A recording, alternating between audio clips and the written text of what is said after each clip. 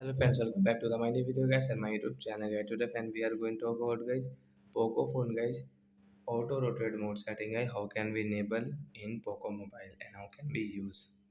Friends, you want to enable guys your auto rotate mode setting. So when you can enable and friends now let's see how can we enable and then how can we use it. So before starting video friends, first of all go and subscribe the channel guys, click the bell icon, like the video. First of all guys open your phone setting guys. After on phone setting guys scroll it. Friends you can see guys your phone display setting. So guys click on your display setting. Again scroll friends you can see guys your auto rotate mode setting. So we will enable from this right side this icon guys, tap in and guys how can we use. Suppose guys you are using any app. An example for guys I am using guys this Play Store. Where is Play Store? Yes. And friends I want to rotate my screen. So then how can I rotate?